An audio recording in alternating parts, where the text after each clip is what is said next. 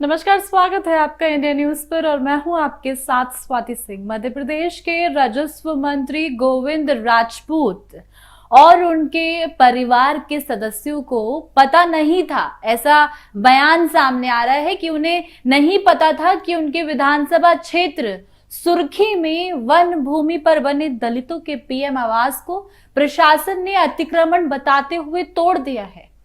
इस पूरे मामले का शोर चारों ओर था, लेकिन मंत्री जी को कानो कान खबर नहीं थी। ना उनका परिवार जानता था, ना कोई उनके आसपास का ऐसा करीबी जानता था कि दलितों के परिवार जिस तरीके से टूट चुके हैं, उनके घर पर बुलडोजर चल चुका है, लेकिन मंत्री जी कुछ नहीं जानते थे। जी हाँ, उनका ये बयान काफी वायरल भी हो रहा है। इन टूटे मकानों पर खूब सियासत हुई। इसको लेकर शिवराज सरकार की किरकिरी भी हो रही है। कांग्रेस नेता और पूर्व सीएम दिग्विजय सिंह ने सागर आकर पीड़ितों के न्याय के लिए धरने पर बैठ गए थे। इसके बाद भाजपा सुप्रीमो मायावती और कांग्रेस की राष्ट्रीय महासचिव प्रियंका गांधी ने एक ट्वीट कर इसे शिवराज सरकार का दलित विरोधी चेहरा बताया। जी हाँ, एक ओर चुनाव नजदीक है, दूसरी ओर शिवराज सरकार पर एक के बाद एक तौहीनें लगाई जा रही है और दलित वोट बैंक कितना जरूरी है, ये राजनीतिक पार्टियों से लेकर जमीन से जुड़े लोग तक जानते हैं। ऐसे में दलितों के घरों पर बुलडोजर चलना, चुनाव से पहले उस बुलडोजर का चलना, दलितों का ये जो साफ तौर पर दलितों के घर पर बुलडोजर चला है, ये महज उनके घरों पर नहीं चला है, ये उनके दिलों पर चला है। जी हाँ, आपको बता दें कि इसका असर जरूर चुनाव पर पड़ेगा। कैसे पड़ेगा, ये रिजल्ट आने पर हम ही आपको बताएंगे। आपको बता दें कि राजस्व और परिवहन मंत्री गोविंद सिंह राजपूत अपने विधानसभा क्षेत्र सुर्खी के ग्राम रेपुरा पहुंचे और वन विभाग द्वारा की गई अतिक्रमण की कार्रवाई से प्रभावित लोगों से मुलाकात की। इस मौके पर उन्होंने पहले लोगों को भोजन करवाया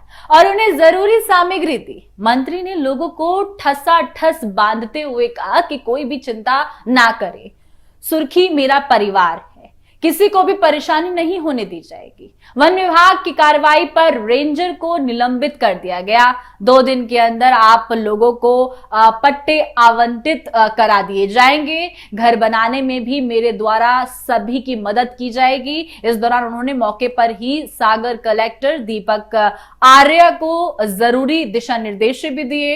इस ग्राम के 10 लोगों को मकान देने की कार्रवाई शुरू कर दी गई है। वहीं आपको बता दें कि पत्रकारों से मंत्री ने तमाम तरीके की बातें कही हैं, जो कि आप तक पहुंचाना भी जरूरी है। उन्होंने कहा कि मकान हटाने की कार्रवाई का मुझे और मेरे परिवार के सदस्यों को और क्षेत्र के बीजेपी कार्यकर्ताओं तक को नहीं पता था।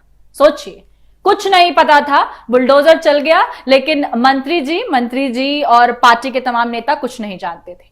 उनसे मीडिया ने पूछा था कि जिस दिन दलितों के मकान गिराए जा रहे थे, उस दिन उनके बड़े भाई और सागर के जिला पंचायत अध्यक्ष हीरा सिंह राजपूत जन्मदिन मनाने में व्यस्त थे। उन्होंने कहा कि कांग्रेस नेता भले लोग जो है साफ तौर पर भ्रमित करने की जितनी चाहे राजनीति कर लें, लेकिन उनके षड्यंत्र कम नहीं आएंगे।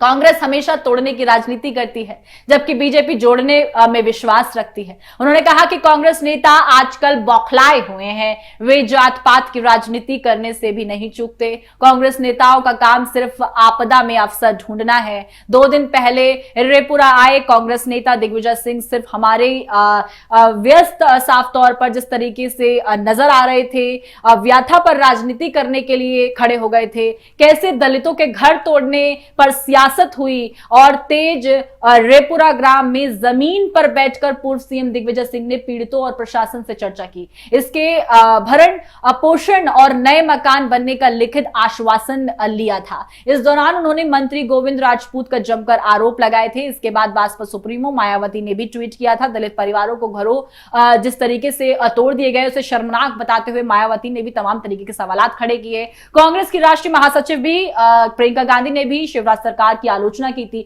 हालांकि दलितों के घर पर जो बुलडोजर चले, जिसकी तस्वीरें हमने आपको दिखाई, आप तक पहुंचाई और यह भी बताया किस तरीके से बाद में चाहे किसी को भी निलंबित कर दिया गया हो, लेकिन बुलडोजर तो चले थे और दलितों के घर पर चले थे। लेकिन उसके बाद राजनीति इस तरीके से होना वो भी लाजमी था, चाहे फिर कांग्रेस ने की हो या मायावती ने की हो। लेकिन अब बीजेपी साफ तौर पर यह बोलने की कोशिश कर रही है कि उन्हें, उनके परिवार को और यहां तक कि उनके तमाम नेताओं को इस बारे में कोई जानकारी नहीं थी। इस पर आपकी क्या राय है, कमेंट बॉक्स में जरूर बताएं। अभी के लिए मेरे साथ बस इतना ही। देखते रहें इंडिया न्यूज। धन्यवाद।